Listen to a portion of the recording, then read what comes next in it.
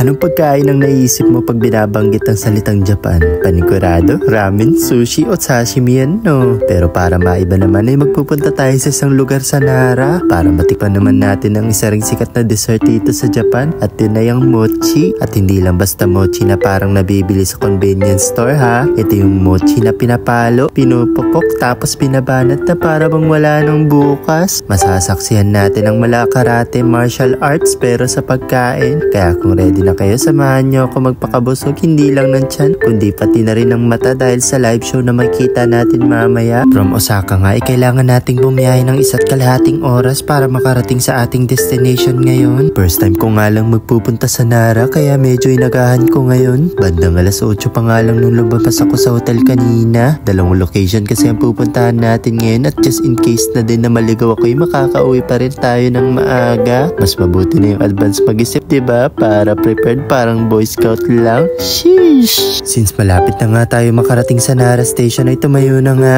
ako para naman makapag-prepare at di ako magmukhang nag-aaligaga mamaya sa pagbaba. Ayun nga't nandito na nga tayo sa Nara Station. Alam nyo ba, pagkababa ko nga bigla ko na lang naitanong sa sarili ko, worth it ba yung pagtawid ko from Osaka papunta dito sa Nara Prefecture para lang sa isang mochi? Lalo't di pa naman ako sigurado ipaabutan ko ba yung parang show dun kung paano ginagawa yung mochi. Ang balita ko kasi may specific lang na oras yung bawat show eh. Pero ika nga, to see is to believe. Mas maganda na rin talaga na ako mismo maka-witness kaysa makinig lang sa mga hearsays, diba? Nakot, tama naman mga kaka-overthink lalo't nandito naman na ako. Subukan na lang natin sagutin ang mga katanungan sa isip ko once nandun na ako mismo.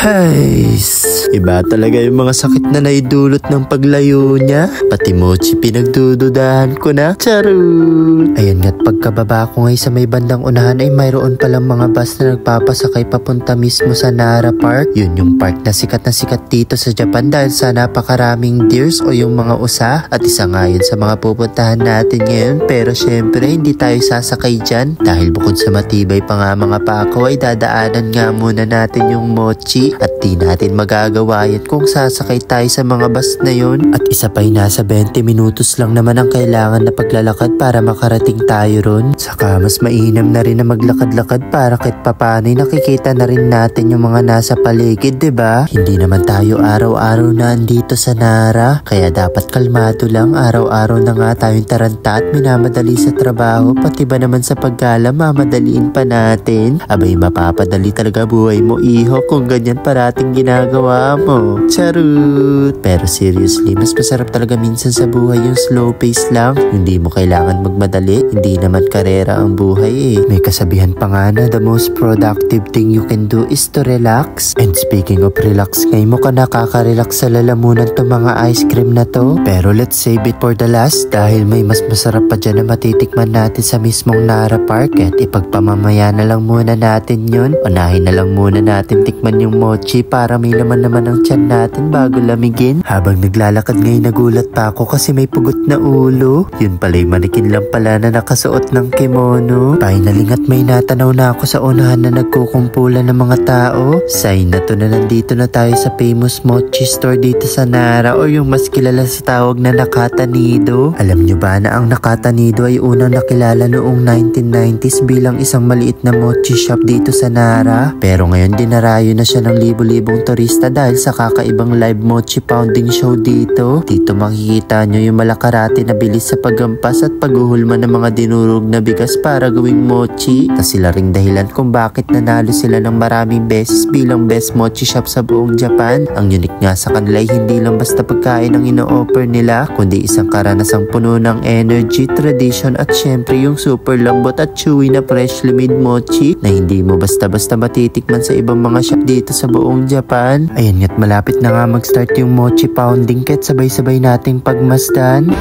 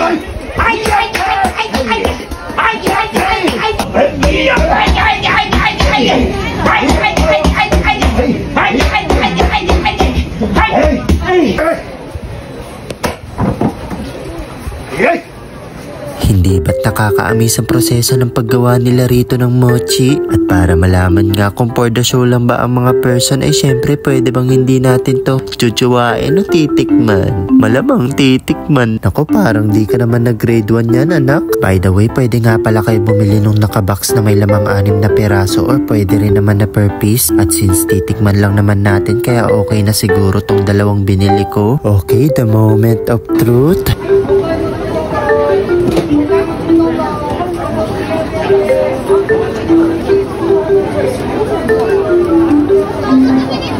Nakita nyo ba kung gaano siya ka-stretchy? Isa lang yan sa mga nagpa-espesyal sa mochi dito sa Nakata Nido. Kung tutuusin, medyo kahawig niya nga lang din talaga ng lasa yung mga nabibili mo sa mga supermarket dito sa Japan. What makes this unique sa palagay ko ay mas balanse yung tamis ng red beans sa swak na swak dun sa glutinous rice niya. Yung tipong kahit makasampung mochi ka ay di ka makakaramdam ng pagkaumay. At isa pa sa na-realize ko, ibang iba pala talaga ang lasa ng mochi pag mainit at freshly made, no? Mas malinamnam siya kainin at mas masarap pala siya lunukin kasi smooth na smooth lang siyang nagpo-flow sa lalamunan mo kahit napaka-sticky niya. At kung sasagutin nga natin yung question ko kanina, worth it ba yung biyahe ko mula Osaka papunta rito para sa mochi? I would say worth it na worth it kasi siyang tunay ngang napakasarap ng mochi rito. Siyang tunay ba yan, ma? Siyang tunay na. Honestly, kahit wala nga yung pounding show, babalikan ko pa rin tong shop na to kung mabibigyan uli ng pagkakataon. Isa pa yung napakaganda ring experience na masaksihan ang tradisyonal na proseso ng paggawa ng mochi na dito mo lang makikita sa Nara. At isa na nga itong mochi shop ng Nakata Nido. Legit ngang hindi lang basta hype ang na-witness natin ngayon, kundi totoong masarap at isang ang patunay dyan ay ang napakaraming taong dumadayo para puntahan tong shop na to. And speaking of pagdayo, ngayon next nating dadayuhin ang Nara Park at sama-sama naman tayong magpakain at makipagkulitan sa mga deers rito. At since tapos na nga ako magpakabusog, ayun nga mag-uumpisa na akong maglakad. Bye!